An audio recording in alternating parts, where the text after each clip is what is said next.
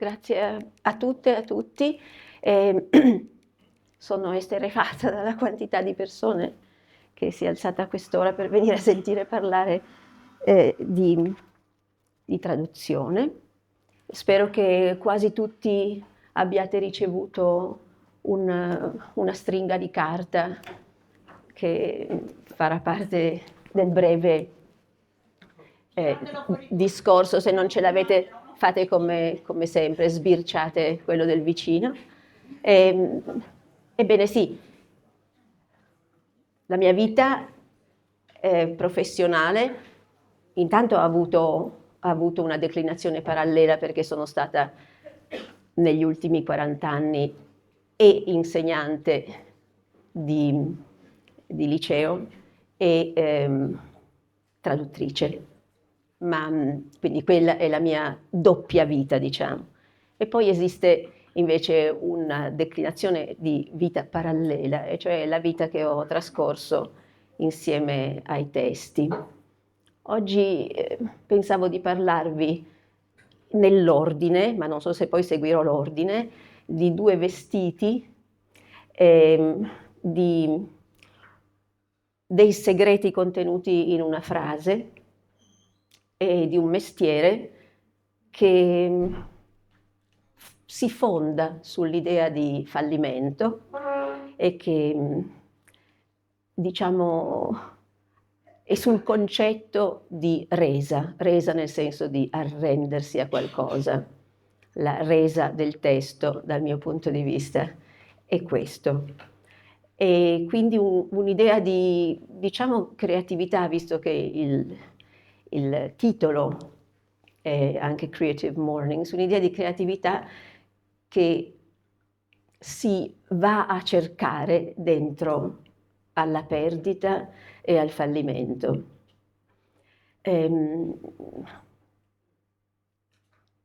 Tradurre significa attraversare un testo, vivere accompagnati da un testo, viaggiare dentro un testo. E questo viaggio, naturalmente, mi ha suggerito l'idea di chiedermi per voi qual è il viaggio, quale sia il viaggio della traduzione. In un bellissimo libro di Daniel Mendelssohn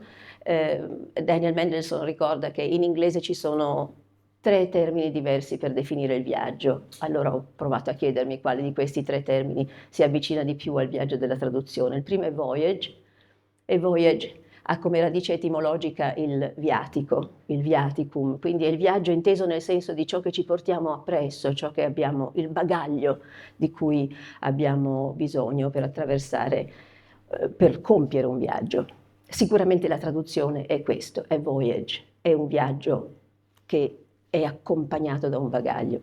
Esiste però anche journey, la cui allusione etimologica è al giorno, alla giornata, journée e diurnum, ed è quindi il viaggio inteso nel senso del tempo lento, il tempo agricolo, le giornate necessarie per attraversare il territorio che dal luogo di partenza, testo fonte, arriva al luogo di arrivo. Il luogo di arrivo è come sempre Itaca, e in questo caso anche un po' l'isola che non c'è di Peter Pan. Esiste poi certamente la traduzione è journey, è viaggio nel tempo, un tempo lento, molto più lento di quello della lettura. Ma esiste poi una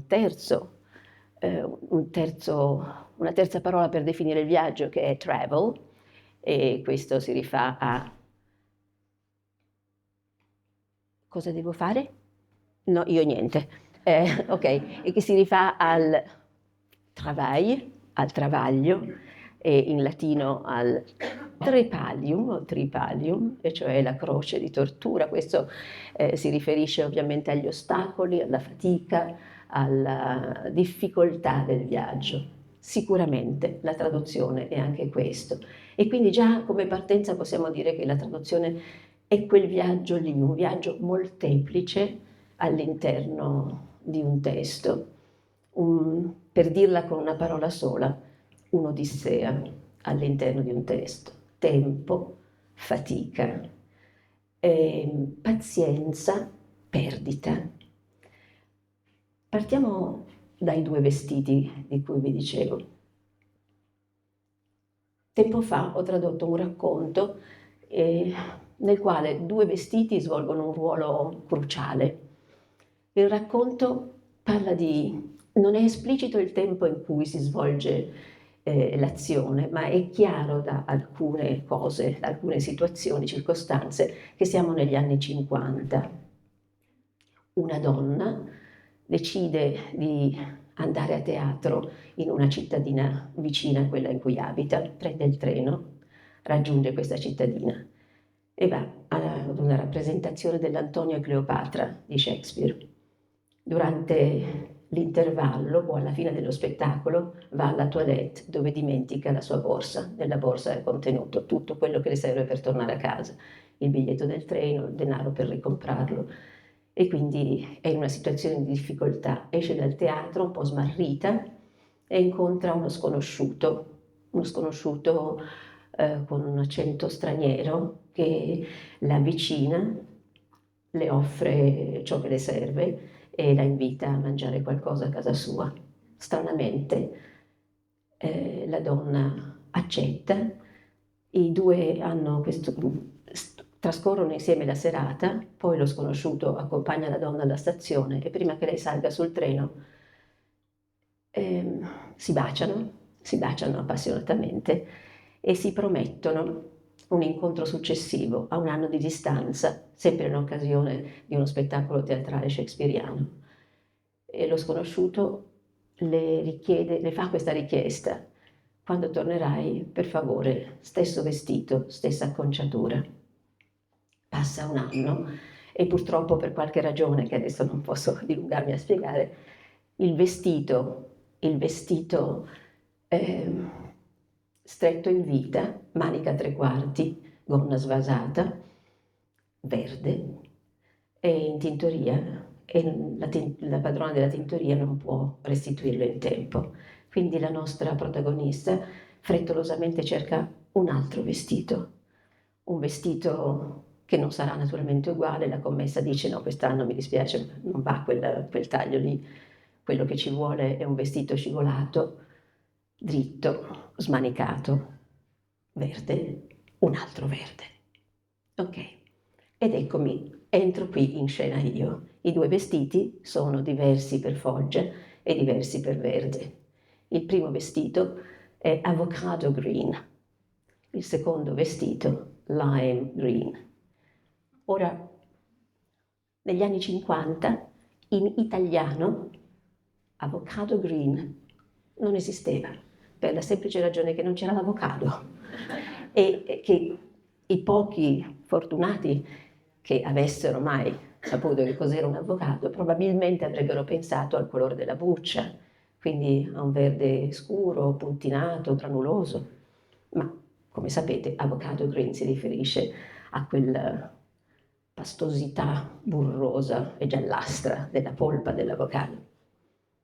E veniamo al lime green, cioè al verde limetta o al verde, quella trasparenza agrumata del verde che ora noi diciamo banalmente chiamiamo verde acido, ma non c'era ancora stato il mojito a introdurre il lime nel nostro vocabolario. E quindi la tentazione per me è stata lavorare su questi 2 verdi in modo storico. Perciò mi sono rivolta all'autorità in campo, che è mia sorella, la quale si intende di colori perfilati, tessuti, e abbiamo pensato che cosa potesse essere negli anni 50, e poi naturalmente all'autorità ombra, che era quella di mia madre, e alle sue sarte.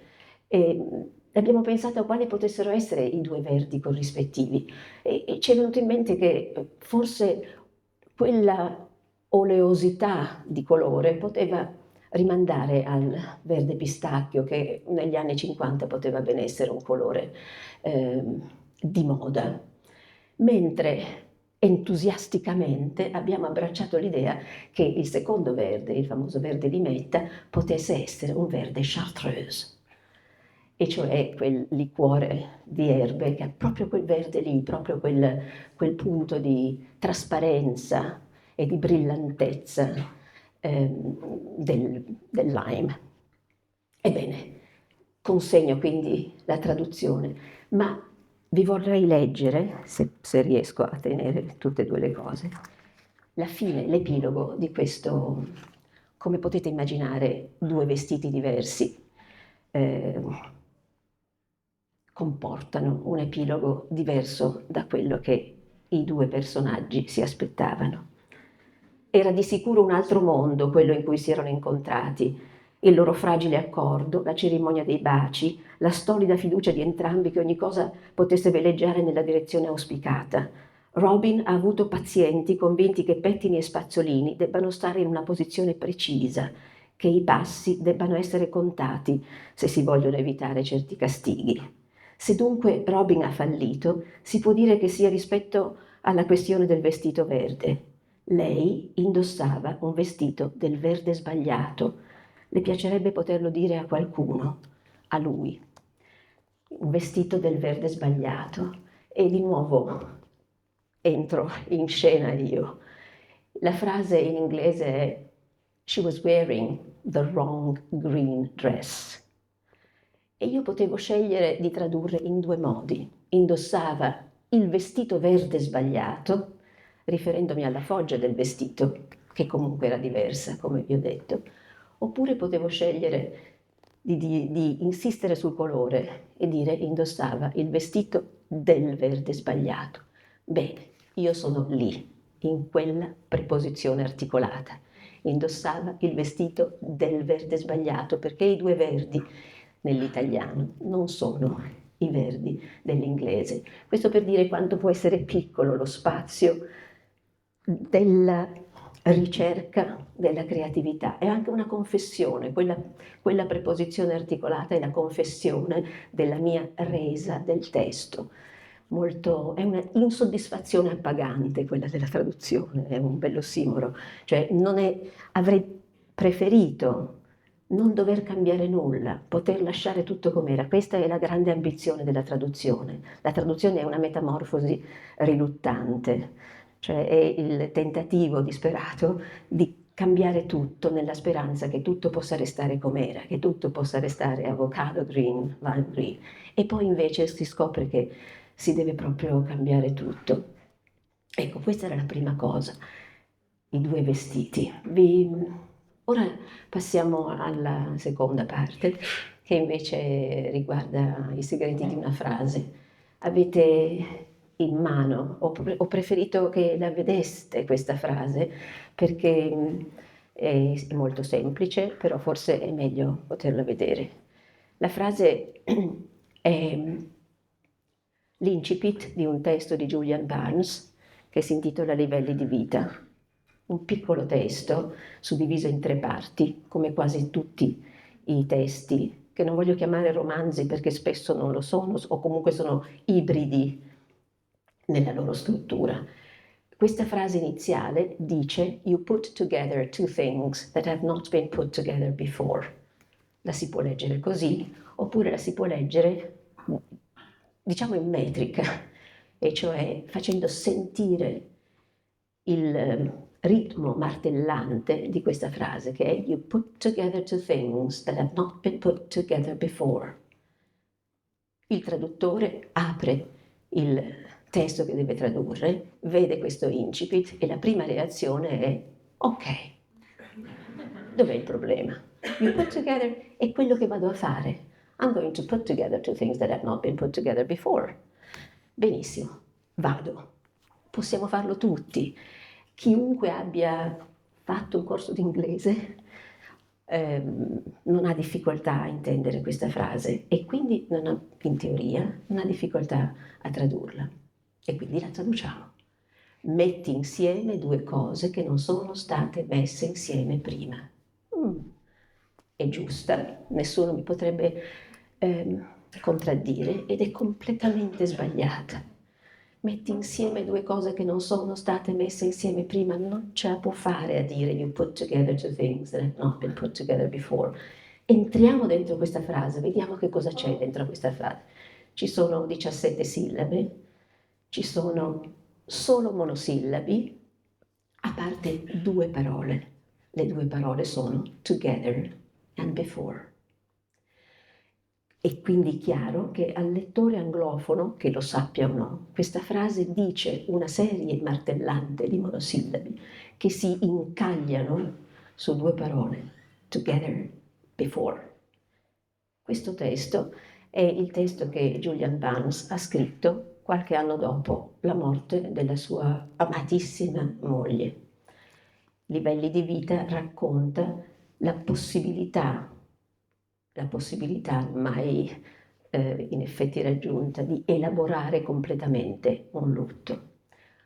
Quindi questa frase, che contiene il DNA di tutto il testo, dice di qualcosa che era together before, cioè dice di un essere insieme prima. Aggiungo un'altra difficoltà: a questo punto il traduttore è già abbastanza nelle peste, ma come se non bastasse, le tre parti del testo di Julian Barnes iniziano tutte e tre con questa frase.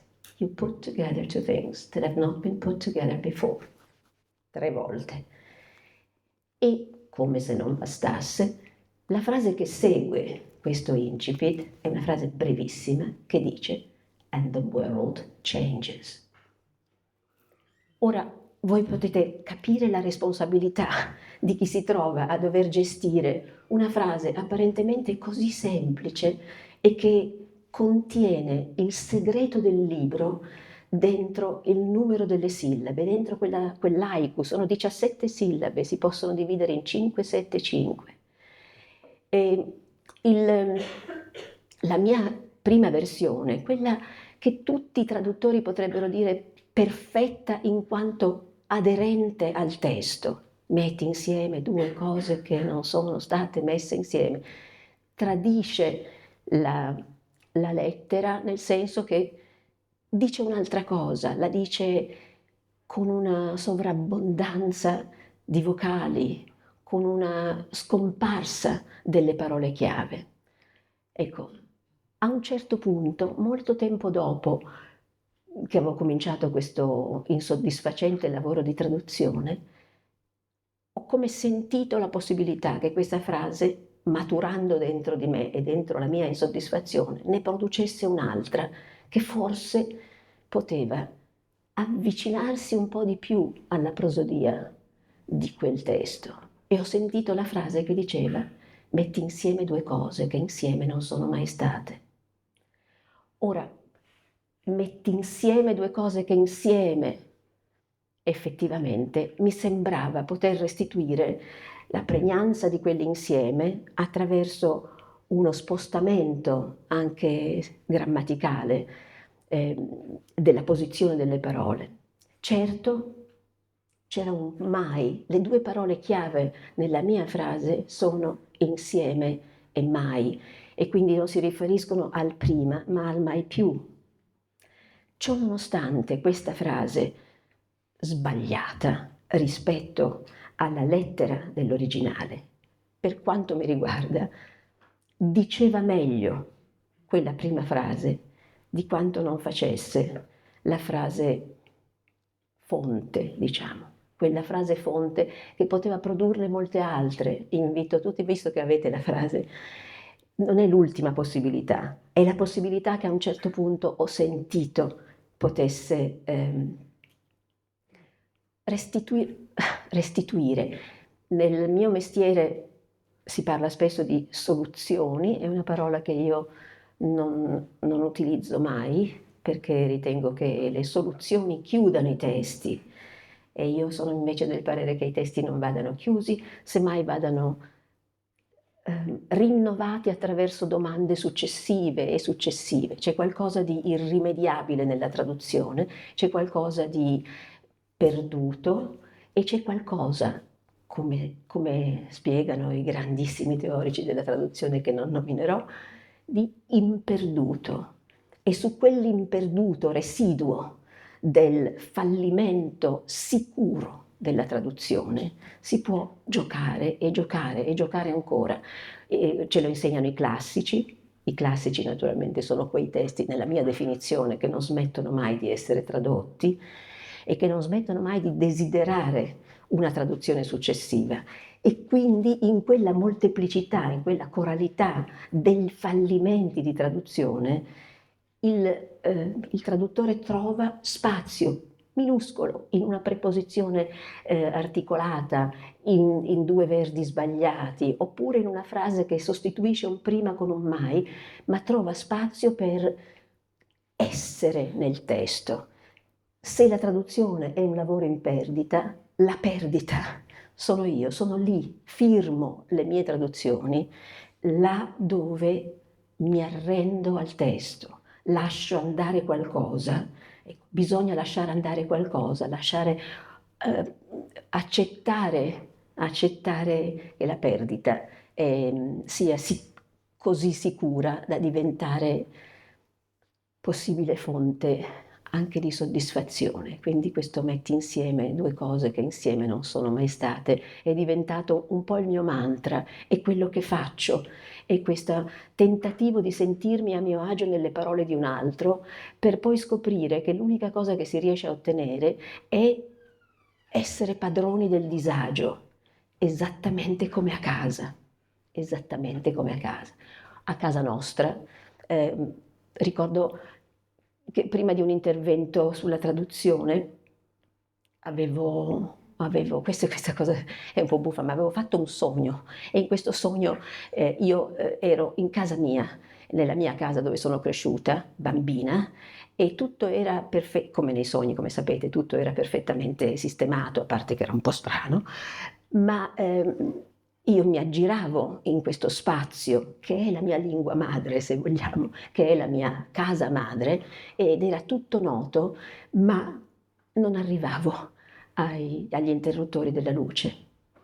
Ecco, tradurre è un po' questo, è trovarsi dentro uno spazio noto e risentire quel disagio domestico che è tipico del tornare a casa, sperando che a un certo punto una luce illumini punti noti ma difficili, molto difficili da raggiungere. Ecco, visto che forse c'è ancora tempo, volevo concludere questa breve riflessione con una poesia celeberrima che tutti sicuramente conoscete, ma che mi pare possa essere un po' un viatico, un po' per quello che vi ho raccontato. La poesia è di Elizabeth Bishop e naturalmente si intitola One Art. Non so tradurre questo titolo, tanto per cambiare. Perché One Art ovviamente non significa un'arte, ma significa l'unica arte, la sola arte. E questa poesia definisce la vita come una specie di interminabile allenamento alla perdita. E questo è ciò che il mio mestiere mi ha decisamente insegnato. L'arte di perdere, in fondo, non è dura. Così tante cose sembrano aver l'intento d'esser perse, che perderle non è poi una sciagura. Perdi qualcosa ogni giorno, accetta la tortura delle chiavi di casa smarrite, delle ore buttate al vento. L'arte di perdere, in fondo, non è dura. Esercitati a perdere di più, senza sgomento, posti, nomi e luoghi di villeggiatura. Nessuna di queste perdite ti porterà sciagura. Ho perso l'orologio di mia madre e guarda, addirittura l'ultima o quasi di 3 case amate, sparita in un niente. L'arte di perdere, in fondo, non è dura. Ho perso 2 belle città e di più, ancora, regni che possedevo, 2 fiumi, un continente. Mi mancano, ma non è stata una sciagura. Perfino perdere te, il tono scherzoso, un gesto che amavo, non mi smentirà, è evidente. L'arte di perdere, in fondo, non è dura. benché possa sembrare, scrivilo, una sciagura. Grazie.